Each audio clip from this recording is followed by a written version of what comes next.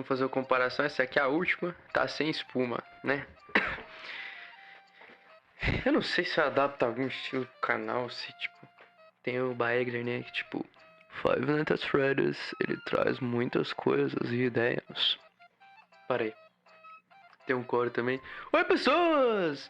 Mais um vídeo aqui de Five Nights at Freddy's pra vocês, enfim. Isso não importa agora. Mais ou menos. Quais são os maiores rombos de FNAF? FNAF tem uma história gigante, mas a quantidade de mistérios e dúvidas também é gigante. Os exemplos são: cadê a Sra. Afton? O que é o Goldman Consequências? Como se passou 30 anos sem nada?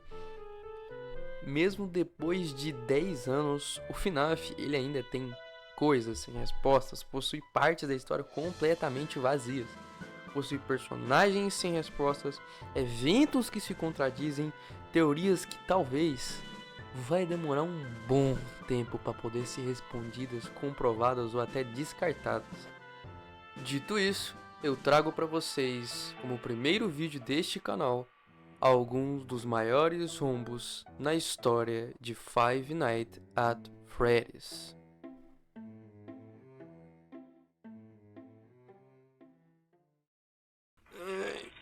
Espreguiçando. E aí, rapaziada, aqui quem fala é o Brook. E como eu disse na introdução deste vídeo, Five Nights at Freddy's possui seus mais de 10 anos de existência. E essa sua linda, confusa e gigantesca história também faz parte desses 10 anos.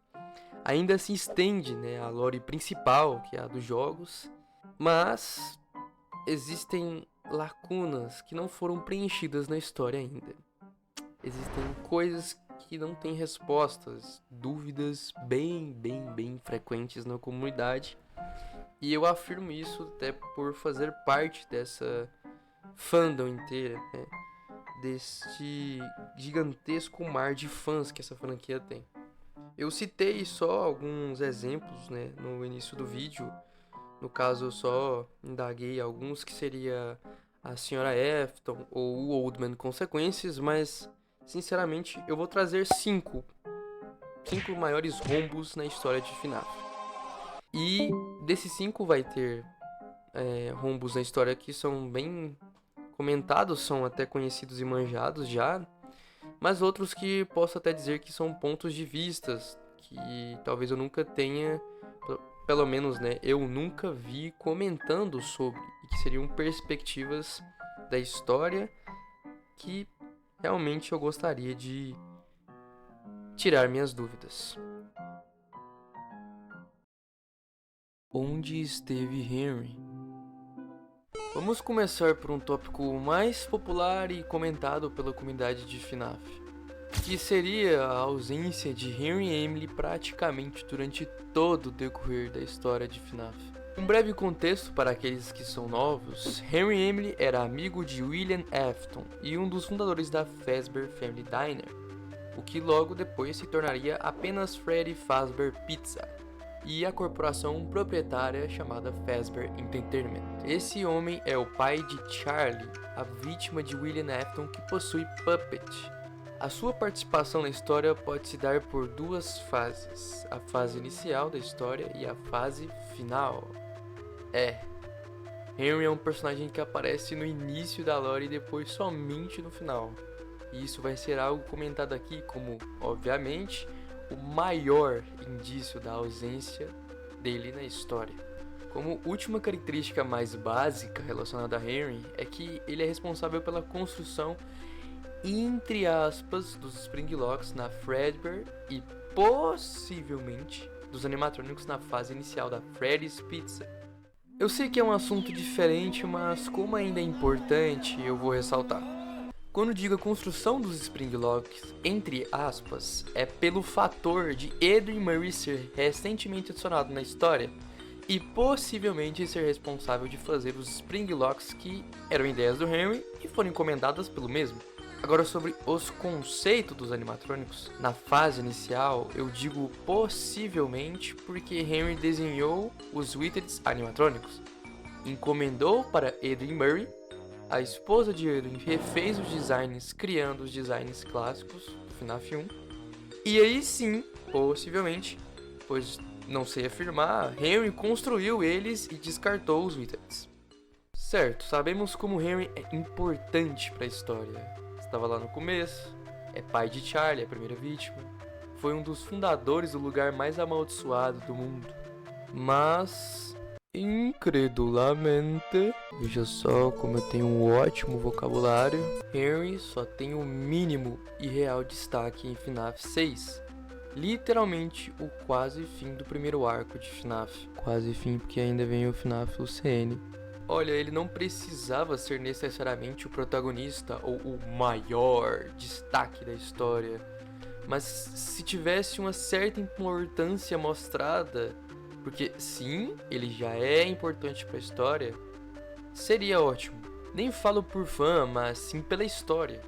Ok, mas estamos falando dos rombos, e então, sabe qual foi a última vez que Henry foi citado na história antes de voltar em FNAF 6? Em 1987, no FNAF 2. Na noite 5 do jogo, o Funny Guy explica que a pizzaria entrou em confinamento por conta da investigação policial. Ele menciona que a gerência estava tentando entrar em contato com o dono original do restaurante, que era o antigo Fredbear's Family Diner, mas revela que o local já estava fechado há anos e eles não conseguiam localizá-lo. Vamos tentar contatar o dono original do restaurante. Acho que o nome do lugar era Fredbear's Family Dinner ou alguma coisa assim. Mas já tá fechado há anos, eu duvido que a gente possa localizar alguém. Bom, é só passar por mais uma noite. Esse dono sumido era Henry. O que temos até hoje é que Henry, nessa história, sumiu. Desde a morte de Charlie, a abertura da Freddy Fazbear Pizza, ele se isolou tanto narrativamente, tanto fisicamente. E por que ele se isolou? Também o que temos é uma ideia, devido à trilogia de livros iniciais de FNAF lançados em 2015. Lembrando vocês de suma importância, a linha da história desses livros é um universo diferente da linha dos jogos, então levamos de base algumas ideias. Não afirmamos que é 100% isso, ok? É dito que Henry, nesse universo, após o sequestro da sua filha Charlie em 1982 e os assassinatos em 1985, enlouqueceu de dor. Ele construiu uma réplica robótica de sua filha, lembrando coisa do livro, e incapaz de lidar com a tragédia, decidiu acabar com a própria vida. O que levamos de base é que o homem enlouqueceu de dor.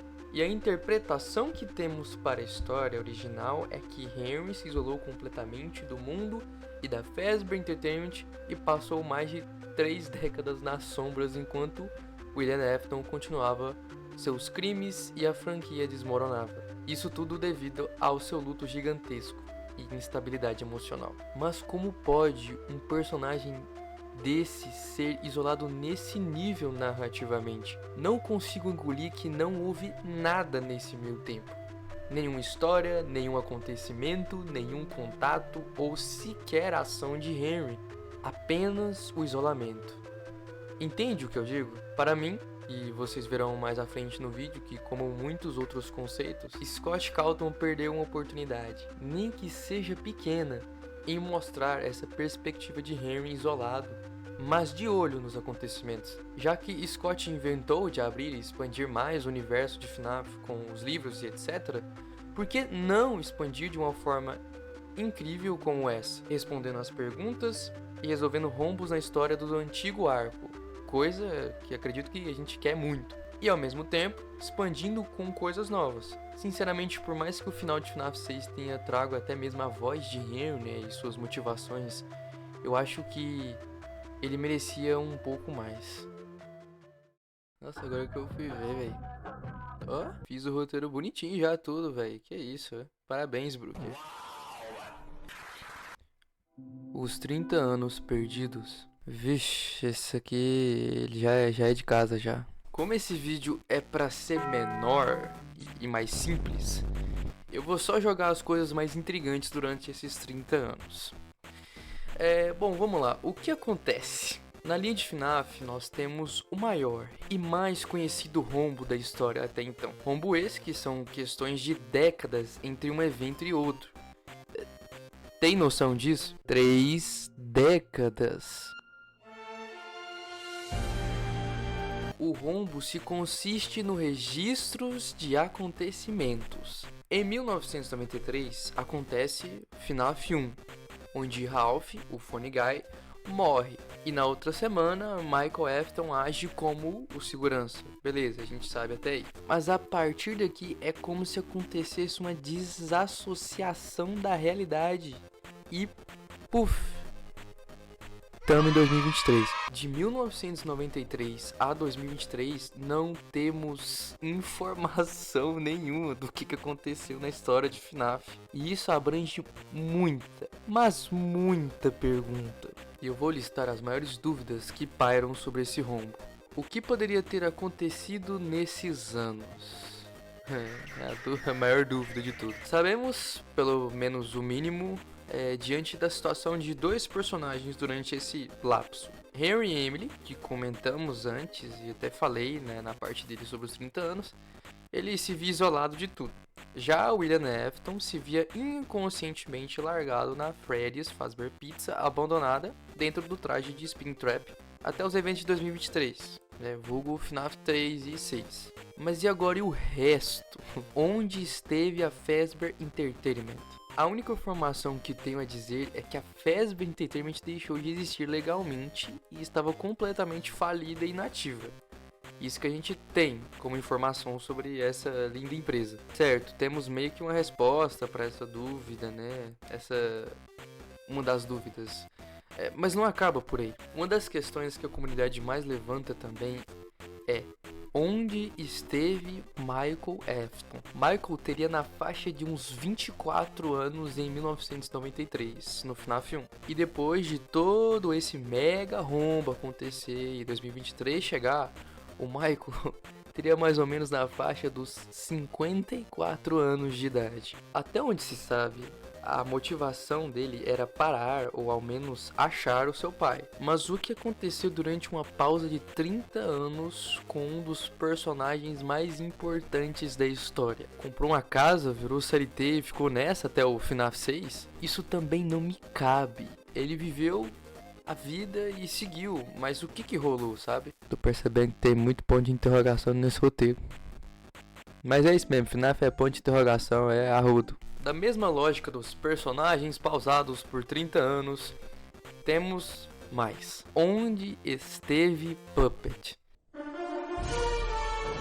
Isso aqui não só é uma dúvida exclusiva dos 30 anos, mas sim de muitas outras partes da história. Tudo bem, eu entendo que em alguns jogos não necessita dar explicações e uau, né? Tipo, está ali. Como FNAF Sister Location, né? Que foca na Afton Robotics e tudo mais. Mas puxa, ela também cheira ser bem importante, convenhamos. E nesse bolo dos 30 anos, não sei muito o que especular diante ela, sabe? Mas agora vem a minha maior dúvida. Eu acredito que seria a maior dúvida se vocês pensarem junto comigo. Onde esteve Ennard? Para dar um contexto da importância, Ennard, durante esses anos, era o animatrônico amálgama dos Funtimes que carregava as almas das 5 crianças, as quais são o centro da obra.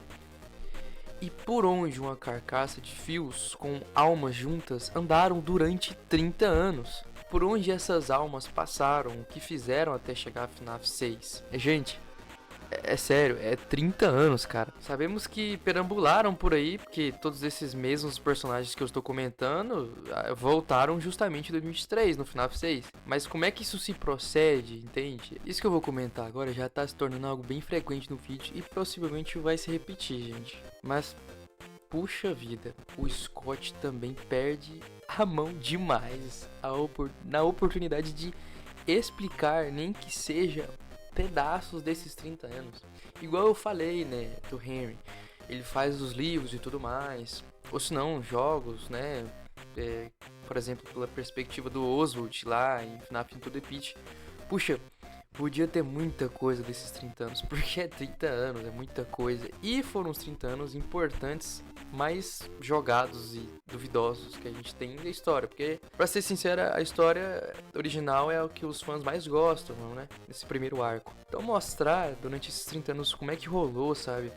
Se o Ennard, esse amálgama, né, das almas das 5 crianças fez alguma coisa a mais, teve uma subtrama, seria muito, muito bom. Posso estar até dando exemplo aqui, né, como mostrar a separação da Baby, do Ennard, já que isso acontece. A gente tem meio que uma ideia, porque os sites do Scott meio que conversaram entre si, né, teve aquela coisa. Ou também como é que a Puppet andou pelas sombras, mundo afora, até ser atraída de volta, né, ao FNAF 6. Isso seria bem legal, de verdade, acho que seria maravilhoso.